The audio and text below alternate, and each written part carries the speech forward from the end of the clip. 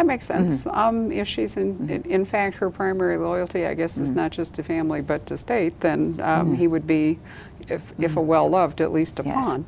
Yes. Also, it seems to me a benefit of his being the Queen's man is that he can, he isn't rooted to any one area. You know, you can move him not only around England, but it's probably important to remember for your books that there were very extensive holdings on the continent. Oh, yes. Eleanor actually came from Aquitaine. Right. And she never thought of herself as English. Her son Richard didn't either, for that matter. Right. So if Justin is the Queen's man, he can go to France and to Wales, as you have worked out and so forth. Well, it's a lovely idea for a series, and I think so far the two books that I've read have been spectacularly, I think, well conceived as both mysteries and as history. Somehow the historical mystery seems to be one of the few places left where the more traditional detective story structure is still going strong.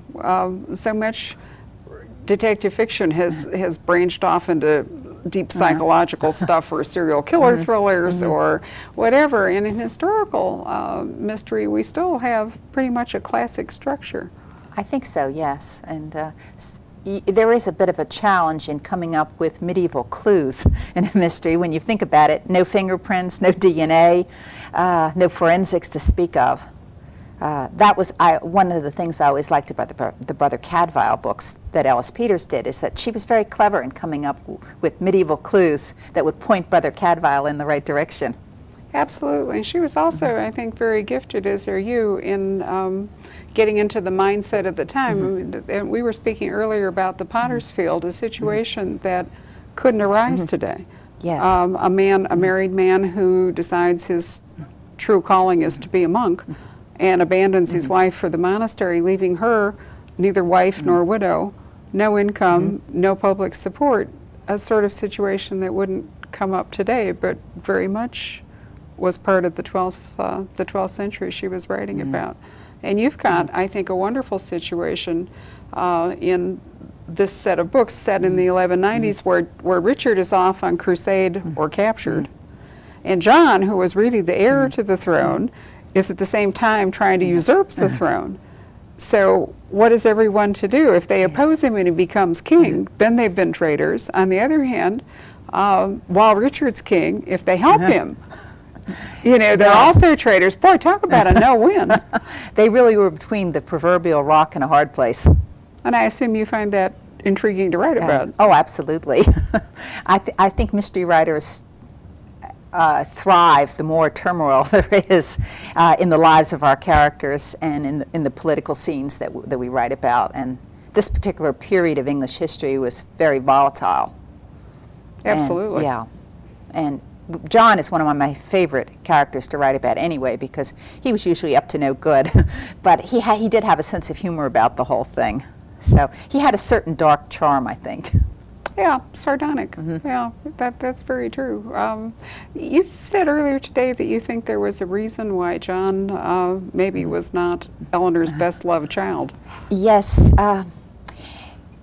Eleanor was 8 months pregnant with John. She was 45 years old. This was her 10th child.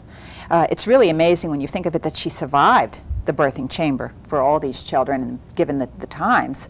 And she suddenly left France and sailed for England in November, which is a time when the English Channel is at its very worst.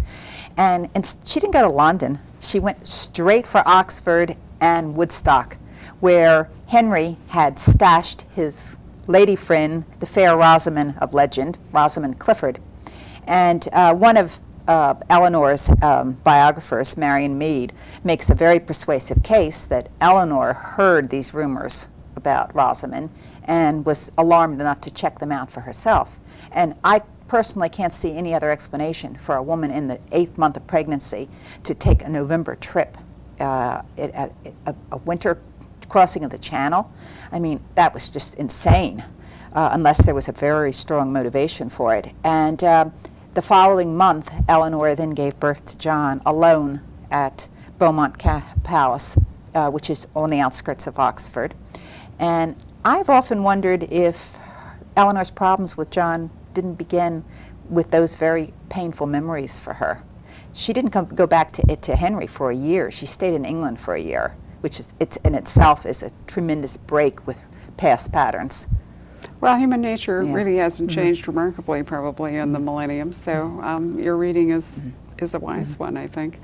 I mentioned earlier that we were going to be talking to Daniel Woodrell in the second half of the program, and that the link between you was that you share a publisher, Henry Holt, but you also share an editor, the very famous Marion Wood, who edits Sue Grafton and John Harvey, certainly Daniel Woodrell and yourself. Can you tell us just a little bit about Marion and working with her? Yes, I've been very fortunate in that I've been able to work with Marion since 1981, and I told her recently, partly in jest, but mainly very much in earnest, that the only downside of working with Marion is that if she ever decides to retire, I'll have to retire too, because I can't imagine working with another editor after working with Marion for so long.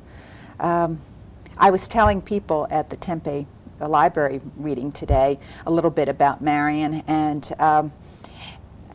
when Marion read The Sun and Splendor the first time, that's when I was working on the theory that it could be 2 books, each one over 1,000 pages, and Marion very properly squelched that idea, pointing out that if there is anyone who needs to have his story told in its entirety, it's Richard III. You cannot even imply that he rode off happily ever after into the sunset.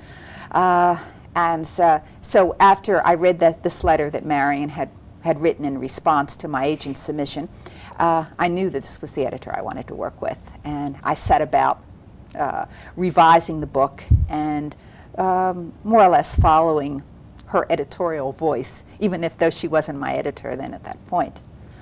And so when this manuscript arrived in her office, I think you said that she was actually hoping she wasn't going to like it, so she didn't have to read all the way through it.